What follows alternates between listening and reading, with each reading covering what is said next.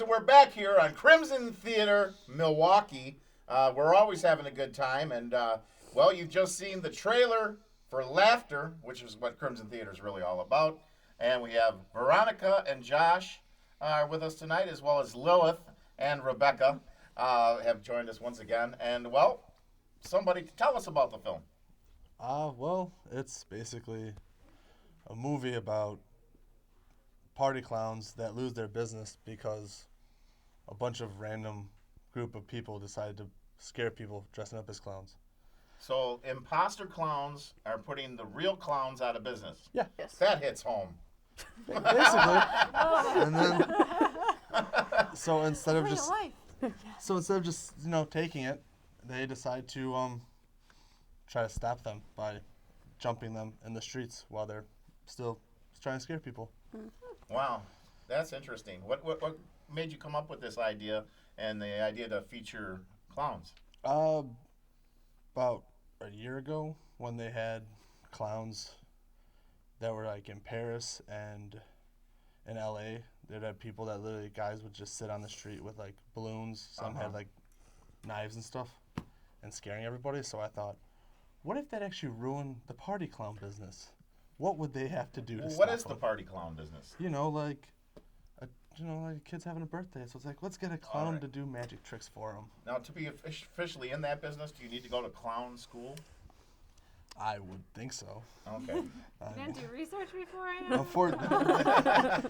It sounded all good in my head. Yeah, I think I've seen the trailer, and it definitely looks really, really interesting. What are some of the films that really inspire you? The weird thing is I'm more of a comedy kind of guy, so when I started writing this, it was kind of weird. Well, that makes sense. Clowns are comedic. Yeah. But I kind of just want to make it, like, creepy, so I wouldn't, It with Pennywise. That was always, that one always scared me as a child, so that did help with making clowns creepier for me. Okay. That's basically the main one that really... That really did it? How about Sid Haig? We got to talk about our bro, Sid Haig. Love him. Captain Spaulding. Love him. Captain Spaulding, yeah, I mean... Guy was in the movie business for years, but that was really what got him the part. I mean, that is what got him on the map. Was Rob Zombie's House of a Thousand Corpses. We just watched that like 2 days ago. And you know how Sid Haig got in show business to begin with? How? Well, he was for some reason as a kid, he was growing faster than he was supposed to for his age.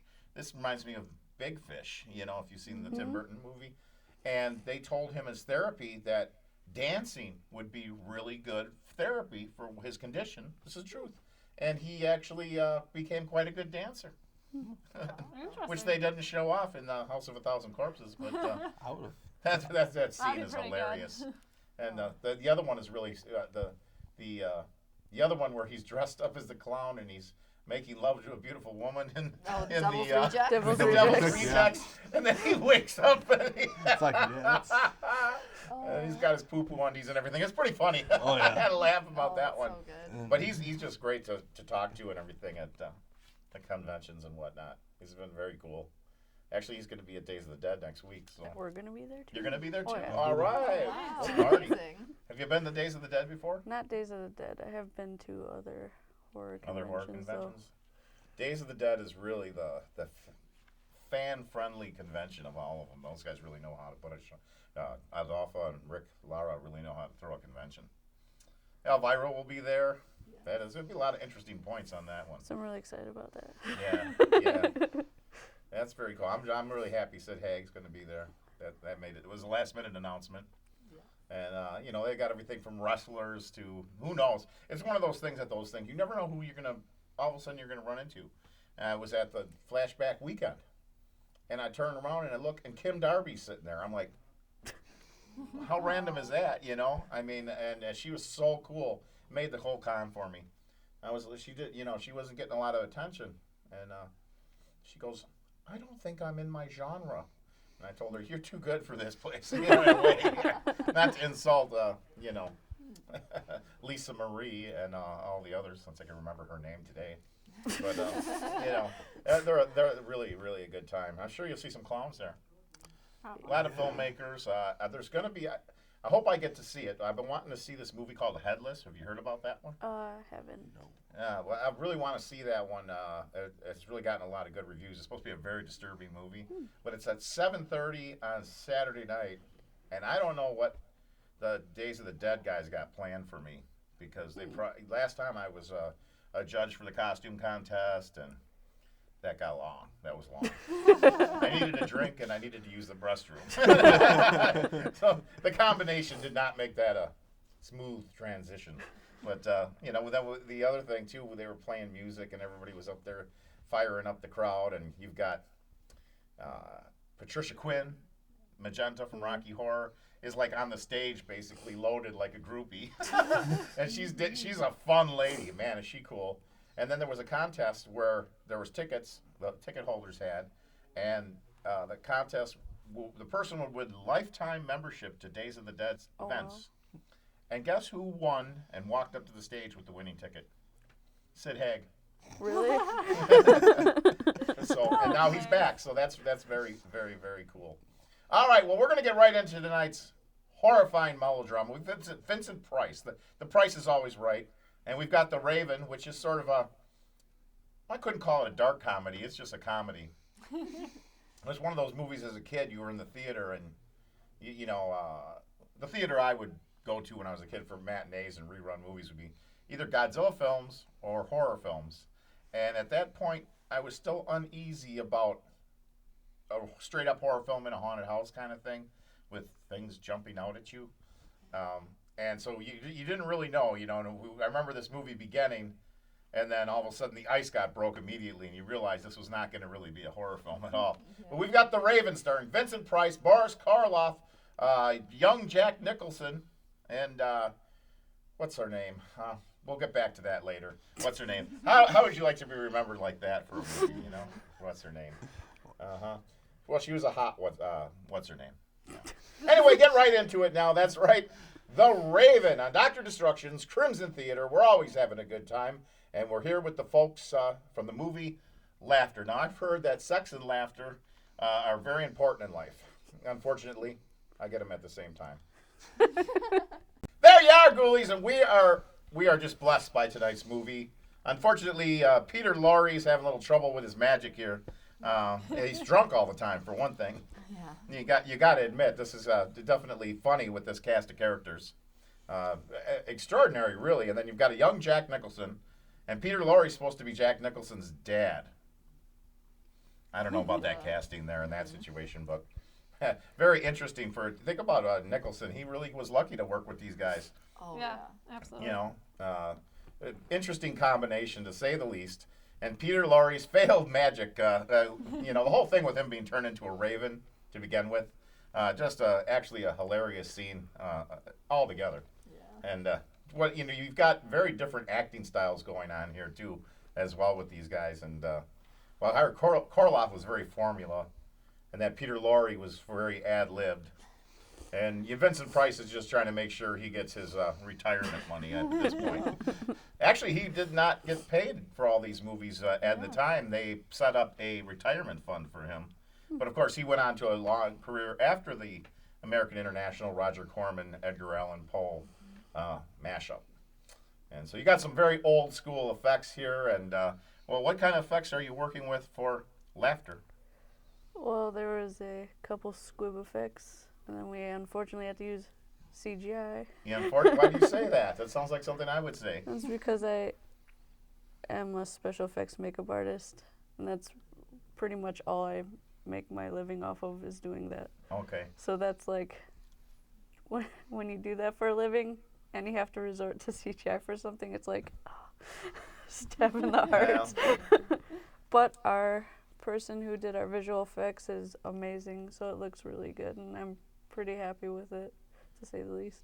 Yeah, there's not too many making old school flicks now. I'm almost certain that Tim Burton has also bent down to, obviously with some of his movies, the CGI is quite evident, and his animated films are where it stays old school. Yeah. Oh, yeah. And otherwise, the last one really to do that was that Coppola's Bram Stoker's Dracula, where they did everything in the studio, and Oh, they put Gary Oldman through a nightmare.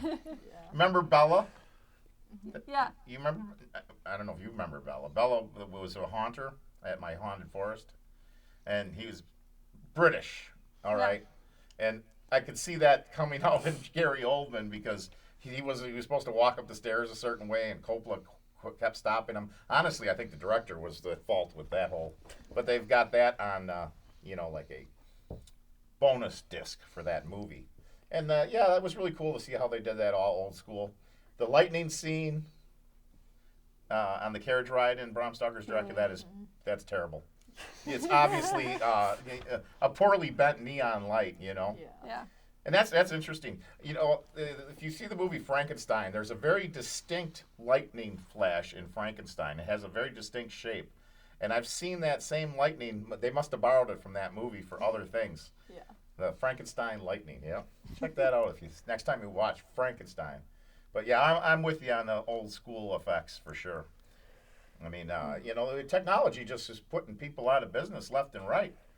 I mean, think about it. I hope not. Well, people are still going to want their makeup done. And that's something that's, old school. That's but why you gotta try to be a jack of all trades, That's true. just in case. I mean, it's changed the dynamic of everything. And it's changing faster. I mean, back in the day, you had, TV came along, and that put the movie business down quite a bit. And then, video came along, and that did it a number. The worst was seeing my favorite hometown theater closed with a video store operating out of the lobby.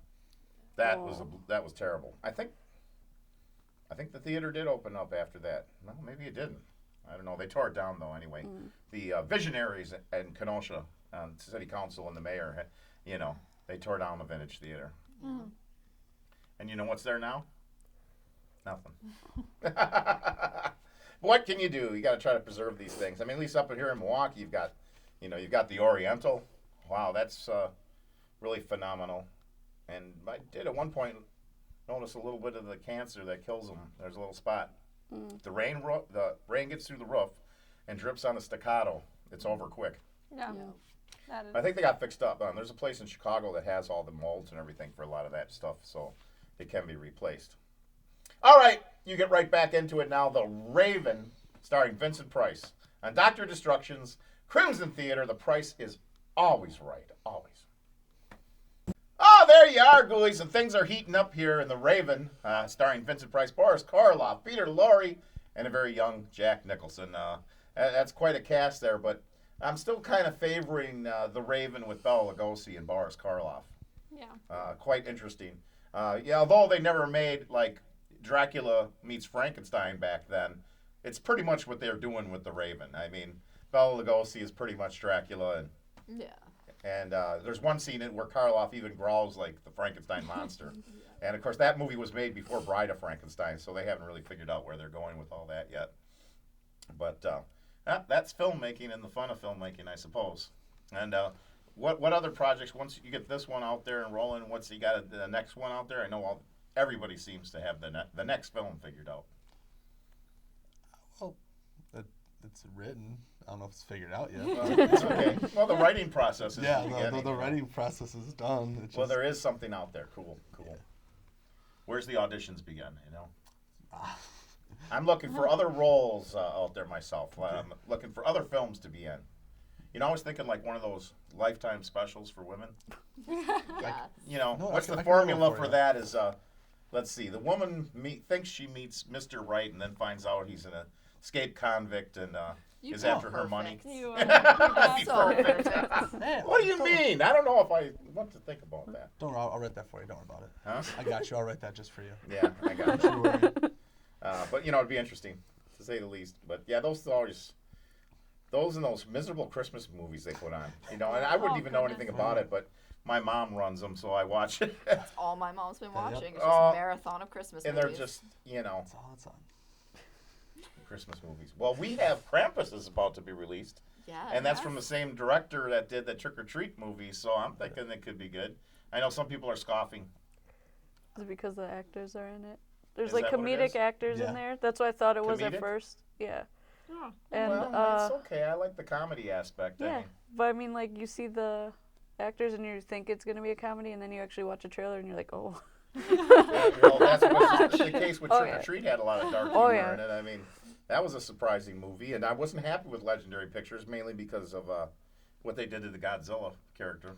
No. They need to get out of that business. They're talking about bringing back King Kong versus Godzilla. Please No. don't. You know, that's now that we're on that subject, that opens a can of worms. You don't got that. The original King Kong versus Godzilla kind of flies because, you know, at that time, Godzilla didn't even have his exact look down yet, and he did not have. Oh, you've heard this before. He did not have his. He didn't have his legacy built yet, and there's quite a mythology that built up with the Godzilla movies. So Godzilla's in a way heavy hitter point than Kong. Really, not a lot was done. I mean, you had the 1970s movie, De Laurentiis, and of course the original is fantastic. It was the inspiration for Godzilla. But you know, the 70s one with Jessica Lange that almost ruined her career. I mean, that was bad. Then they made a sequel called King Kong Lives. That got a review, and it was simply why. Okay, then we've had some other movies. Ape was a Korean Kong, and there is the Mighty Peking Man, which is pretty bad. So I mean, and then you know the Adrian Brody. The one that they made a couple years back, that was okay. It was at least they kept it in as a period film. Yeah. Which you know, think about that. You think of a period film. You think of a movie like The Raven, you know, but you can see a period film. It's 1930s. It's also a period film, and the same being said for the Tim Burton's Dark Shadows was actually because it had so much 70s references. I've kind of given that movie a second chance, you know. Yeah, the whole thing with the Carpenter song threw me off a little bit at first, but I think I kind of understand it better now, come to terms with it. Or I'm just really bored. You know, you try to watch all these films and kind of figure out what they did and what works and what don't. And you wonder why so many Hollywood movies fall flat when they have so much talent and so much money. Yeah. Which when you're doing a micro-budget movie, you don't have. So how do you deal with those sorts of things? You hit up friends for favors or... Well, this movie, all four, I have 3 brothers. All my brothers are in it, and my cousin, Okay. and my roommate. So it's like, hey, cousin, be in a movie. Let's make a movie. We can make it look So good. you haven't resort to sitting on the corner by Walmart saying, need money to get home, or No, just no. pandering, telling people, well, my car broke down and I need $5 to take the train. Nah. You heard that one before, haven't Oh, you? I've heard that numerous times. That'd be a great way to fund a film. That'd be Right. actually cool to do. You know, I've a lot about it before. I wanted to get a camera on me and dress up like a bum and sit on the steps at the post office and just see how much money I collect. And then, like, donate it to Kindred Kitties or something. Kindred Kitties is the nonprofit cat rescue in Kenosha, by the way. And I see that Days of the Dead is doing something for them. Yes. Oh, really? nice. Oh, And I that might have is planted awesome. that seed because I said, well, let's try to get Elvira to do a shout-out. Yeah. So, that being said, I bet that will happen. I don't need to be the one that gets the shout-out. Just so somebody does for the sake of Kindred Kitties. Cause, Yeah. well, my conversations with Elvira have been brief and limited and not well received. But she is the mistress of the dark, She is. which that's a story in itself, Elvira. But yeah, she was real rude to me at Trans World one year. And then they have this after party where she was up there and she was going to do autographs again afterwards. And well, anyway, they gave everybody drink tickets. Everybody I was with gave me their drink tickets. And then upon going to the bar, I said to the guy, well, you know, you really don't have to put any soda in there. Can you just fill it up? And he did. Oh. So then we're waiting around, and, you know, they're waiting around, and I'm, as I am now, we're waiting around for the Elvira thing, and some dude says to me, who do you think you are, Slash? And I started ranting, what the bleep did you just say to me? And basically my people got me out of there before the security came. There was a lot of police on duty. I needed to get out of there. So it just triggered that. So that's sort of an Elvira story. Team Stella. Stella Desire. She was on around the same time as Elvira, and she did a different kind of show. She was very vampy, but she's just way cooler. Way cooler. Not to blow your bubble on Mistress of the Dark. And of course, Ivana Cadaver. Have you heard of her? She's on in L.A. and New York. She's much more straight up, real version of that embodiment of a mistress of the night. Anyway, that's enough of that. Get back to the exciting conclusion of The Raven and some very expensive special effects. There you are, ghoulies. What a fantastic night here on Dr. Destruction's Crimson Theater. Great guests. Great film coming out. We had Vincent Price in the house. Anytime Vincent Price is on Crimson Theater, it's a bonus. Yes, Mr. Price, they own the Price. His family owned the Price Candy Factory in St. Louis. Most people think he's from Europe or something because when they hear someone actually pronounce correct English, that sounds so strange to everybody these days. I mean, well, I remember the teachers years ago warning us against the practice of using slang, which is now actually in spell check. Yeah, right. Can't and ain't. Ain't a word. But it is now. It is now. And they were worried about that. And I remember them talking. In elementary school, I remember them talking about that. And lo and behold, they were right. And I heard some schools don't even teach cursive writing anymore. Oh, no, that's obsolete. You know, Oh, calligraphy, absolutely. where's that gone by the wayside for sure? Gone. Unbelievable. All these things that took skill, what are we going to do if we don't have electricity? If they get the grid, man, they might get the grid. And The then world you'll will just find out. end. If there's no electricity, then we're all just screwed. Well, you better be a survivalist. You better have a weapon. Seriously. Don't let them take your gun. They're trying. Yeah, it's pretty funny. Our founders wrote the Constitution, couldn't probably even imagine there'd be semi-automatic revolvers and No, all the absolutely likes not. of the weaponry that we have now. And the sad things that happen in society because of it. But anyway, on a brighter note, new films are coming out. Vincent Price will probably be back in Crimson Theater at some point. We have the 15th anniversary show coming up after Thanksgiving. I think you might be watching this show around Thanksgiving, from what I understand. Yep. Well, you got your turkey early then, I guess. Great times to be had. But yeah, the Crimson Theater 15th anniversary bash with Ari Lehman, First Jason, and a whole bunch of other bands. That's really a shame to mention them that way. But there'll be a lot of bands, a lot of fun, and it'll be a great bash. So if you're in the area, come on down. And you want to set up a table or booth, something for your promote your movie, you're more than welcome. You know, you got to get the word out. And hopefully the Frankenstein Tree trilogy will be once again remastered. And Nick Clapper's been so slow on finding part 3. I don't know what's wrong with that guy sometimes, you know? It's interesting. But perhaps a viewer out there has Frankenstein Tree part 3. Maybe they recorded it. So you can always contact Crimson Theater Milwaukee on Facebook and let us know if you have that. If not, I believe Crimson Theater Milwaukee has a YouTube channel where you can see part 1 and 2 of the Frankenstein Tree. And once you've watched both of those, you will be jonesing for part 3, let me tell you. You've got to check it out. All right, ghoulies, you have a horrifying week. We'll see you next time on Dr. Destruction's Crimson Theater Milwaukee.